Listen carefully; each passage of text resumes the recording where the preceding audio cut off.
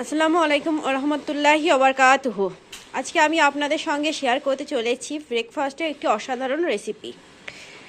আমাদের সকালবেলা ঘুম থেকে ওঠার পরেই একটা চিন্তা লেগে থাকে, ব্রেকফাস্টে কি করব, লাঞ্চে কি করব, ডিনারে কি করব এবং টুকটাক নাস্তা হিসাবে আমরা কি বানাবো। তাই সেগুলো যদি হাতের কাছে থাকা উপকরণ দিয়ে আমরা তৈরি করতে পারি তাহলে কতই সুবিধা হয়। তাই আজকে আমাদের হাতের কাছে থাকা কিছু উপকরণ দিয়ে আমরা তৈরি করব ব্রেকফাস্টের একটি রেসিপি। এটার নাম হলো নুন ঝাল পিঠে। নুন ঝাল পিঠে তৈরি করতে গেলে আমাদের যে সমস্ত উপকরণটি লাগবে তার মধ্যে মেন উপকরণটি হলো এই চালের গুঁড়িটি। এটা সাধারণত আতপ চালের গুঁড়ি। এই আতপ চাল আপনারা দোকানে পেয়ে যাবেন, মুদির দোকানে পেয়ে যাবেন এবং সেই দোকান থেকে নিয়ে সেটা ভেঙে নেবেন। ভেঙে নিলে এরকম চালের গুঁড়ি তৈরি হয়ে যাবে। এটা হচ্ছে মেন উপকরণ। এছাড়া লাগবে ডিম, লাগবে বিট লবণ, লাগবে রসুনের কুচি, ধনেপাতা কুচি, লঙ্কা কুচি, পেঁয়াজ কুচি এবং রেগুলার মশলা আর সাধারণ লবণ। চলুন দেখে নেওয়া যাক এই অল্প কিছু হাতে থাকা উপকরণ দিয়ে কিভাবে নুন ঝাল করা পিঠে তৈরি করতে পারা যায় তার রেসিপিটা চলুন দেখে নেওয়া যাক। এর জন্য সর্বপ্রথম আমরা একটি কাচের বাটিতে দিয়ে দেবো পেঁয়াজ কুচি, দিয়ে দেব রসুনের কুচি,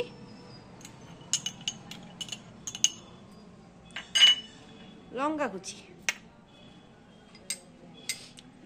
লঙ্কাটা আপনারা পরিমাণ মতন দেবেন, যে যেরকম ঝাল পছন্দ করেন সেই রকম মতন দেবেন। দিয়ে দিলাম স্বাদ মতো লবণ, বিট লবণ, আর দেব রেগুলার লবণ।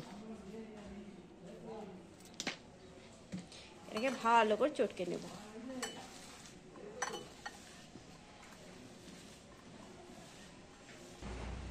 এরপর দিয়ে দেব চালের গুঁড়িটা কেটে, দিয়ে দেব ডিম,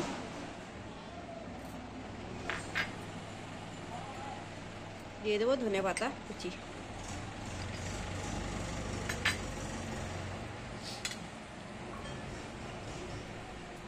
আর এতে দেব সামান্য পরিমাণ হলুদ গুঁড়ো, কালারটা আসার জন্য, না হলে সাদা রং হয়ে থাকবে। এবার এটাকে গুলে নেব। এরকম একটা ব্লেন্ডারের মাধ্যমে আমরা এটাকে মিক্সড করে নেব সব কিছু।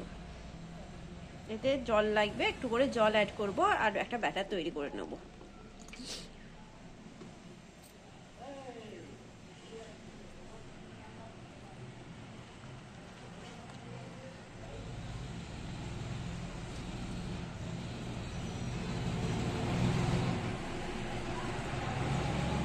অল্প অল্প করে জল অ্যাড করতে থাকবো এবং ব্যাটারটা গুলে নেব ভালো করে। ব্যাটারটা যতক্ষণ না ঘোলা হচ্ছে না ততক্ষণ অবধি আমরা একটু একটু করে জল অ্যাড করবো, একেবারে অ্যাড করব না। ঠিক এরকম হবে। আর একটু জল লাগবে, মনে হলো জলটা দিয়ে নিলাম। এটার ঘনত্বটা ঠিক কীরকম হবে আপনাকে আমি বুঝিয়ে দিচ্ছি। একটা চামচের মাধ্যমে আমি তুলে বুঝিয়ে দিচ্ছি। ঠিক এরকম পরিমাণে ঘনত্ব হবে।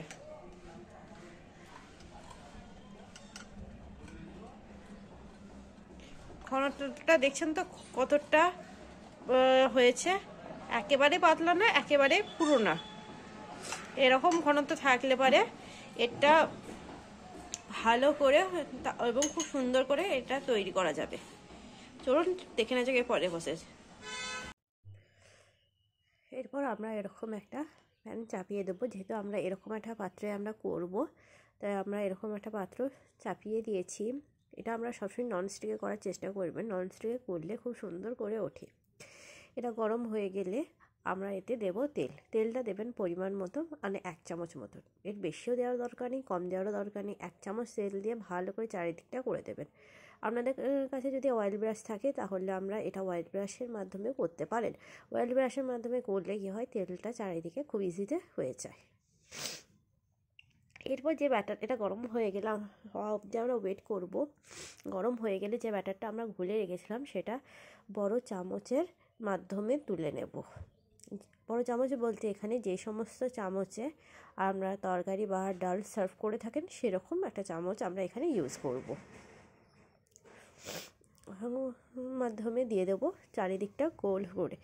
এটা ঘনত্বটা কীরকম আমরা দেখেই নিয়েছিলেন প্রথম দিক। একটা দিক হয়ে এসছে, এরকম করে আমরা আস্তে আস্তে একটু করে উঠিয়ে নেব, তারপর উল্টে দেব।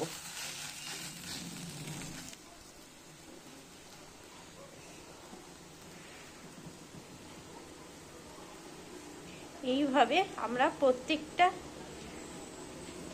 পিঠে তৈরি করে নেব।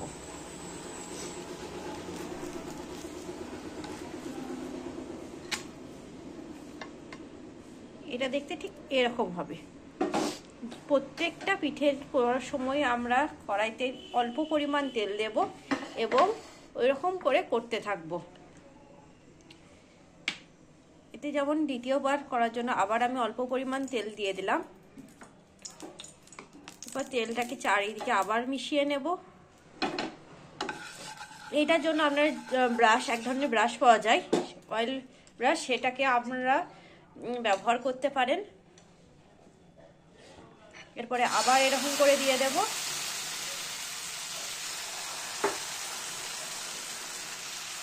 আর একদিক হওয়া পর্যন্ত আমরা ওয়েট করতে থাকবো। একটা দিক হয়ে গেছে, এরকম করে আমরা নেব। কত সুন্দর লাগছে দেখতে, দেখুন।